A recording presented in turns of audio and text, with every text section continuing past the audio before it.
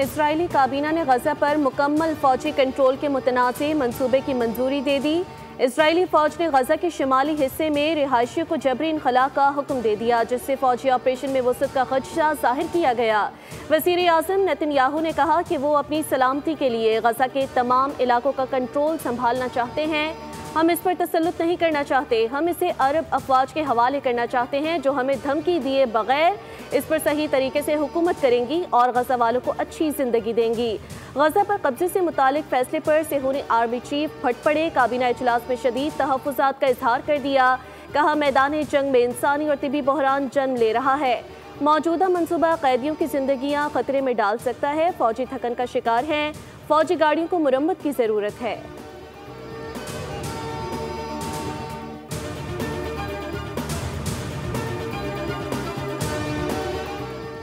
पाकिस्तान की तरफ से गजा के लिए इमदादी अशिया की 18वीं खेप रवाना। वज़ीर आज़म की हिदायत पर NDMA ने मुताल्लिका इदारों की मुआवनत से इमदादी अशिया रवाना की।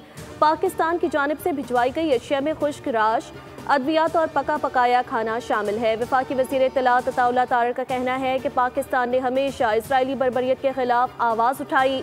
पाकिस्तान फ़लस्तीनियों के उसूली मौक़िफ़ की हिमायत करता है।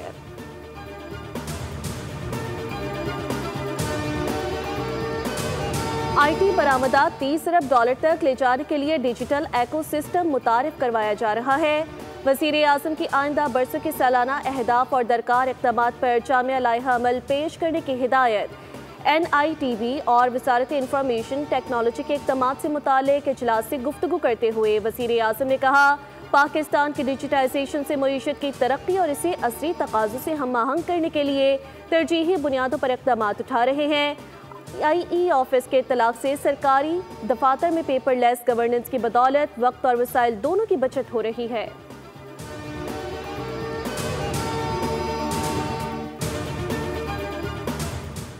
पाकिस्तान मुस्लिम लीग नून के सदर नवाज शरीफ की वफाकी वज़ीर दिफा ख्वाजा आसिफ से मुलाकात। बाहमी दिलचस्पी के उमूर और मुल्की मजमूई सियासी सूरत हाल पर तबादला ख्याल, पार्टी मामलात पर भी गुफ्तगू हुई। नवाज शरीफ ने कहा, ख्वाजा आसिफ मेरे बेहतरीन दोस्त और मुश्किल के साथी हैं। हम दोनों ने मुश्किल और आसान वक्त एक साथ काटा। ख्वाजा आसिफ ने कहा, नवाज शरीफ की सियासी बसीरत ने हर मुश्किल वक्त में मुल्क को सहारा दिया, मुल्क को डिफॉल्ट से निकालने के लिए कुर्बानियाँ दी और ये सफ़र जारी रहेगा।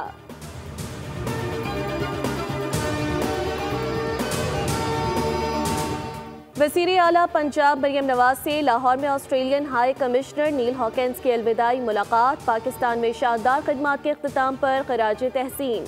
मुलाकात में टेक्सटाइल, फूड प्रोसेसिंग, मादनियात और IT खदमात में तिजारत को वुसअत देने पर भी तबादला ख्याल किया गया।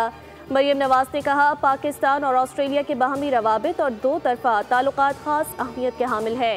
ऑस्ट्रेलिया के साथ दोस्ताना ताल्लुकात को कदर की निगाह से देखते हैं।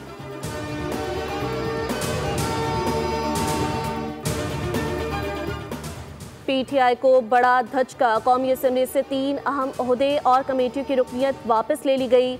अपोजिशन लीडर, पार्लिमानी लीडर और डिप्टी पार्लिमानी लीडर के ओहदे खाली। कौमी असम्बली में उमर अयूब अपोजिशन लीडर के ओहदे से फारिग। इसी तरह जरताज गुल का पार्लिमानी लीडर और अहमद चट्टा का डिप्टी पार्लिमानी लीडर का ओहदा भी खाली हो गया। अपोजिशन लीडर का चैम्बर भी वापस ले लिया गया।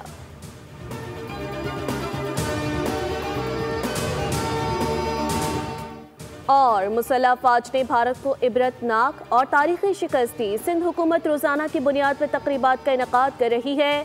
सीनियर वज़ीर सिंध शर्जील इनाम मेमन का सिंध असम्बली में इजहार ख्याल। कहा, आज हैदराबाद में शानदार म्यूजिकल इवेंट का इनेकाद किया गया।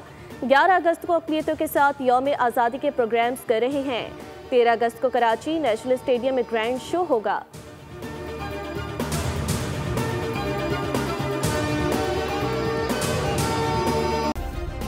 सब्सक्राइब करें और बेल दबाएं ताकि कोई खबर रह न जाए।